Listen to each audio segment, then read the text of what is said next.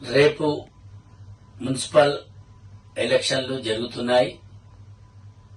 వాటి సందర్భంగా ఉమ్మడి వరంగల్ జిల్లాలో 12 మున్సిపాలిటీలను గెలిపించాల్సిందిగా నేను ప్రజలకు విజ్ఞప్తి చేస్తున్నాను.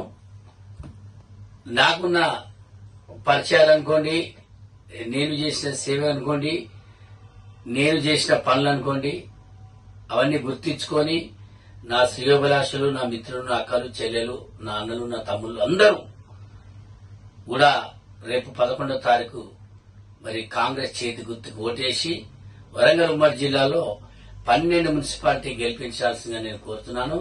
ఎందుకంటే ఒక బీసీగా చెప్తున్నాను, ఏదైతే 42% రిజర్వేషన్ మీద కాంగ్రెస్ పార్టీ కట్టుబడి ఉండి ఈ రోజు టికెట్లు కూడా 42% టికెట్లు అందరికీ బీసీలకు కేటాయించడం నిజంగా కూడా ఒక గొప్ప పరిణామము.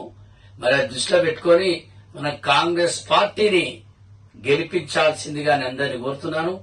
ఈ రోజు మరి చూసుకుంటే బీజేపీ గాని టీఆర్ఎస్ గాని బీసీలను గుర్తించుకోకపోవడం, బీసీలకు 42% రిజర్వేషన్ ప్రకారం కూడా మరి ఎవ్వరికి కూడా సీట్లు ఇవ్వకపోవడం దురదృష్టకరం.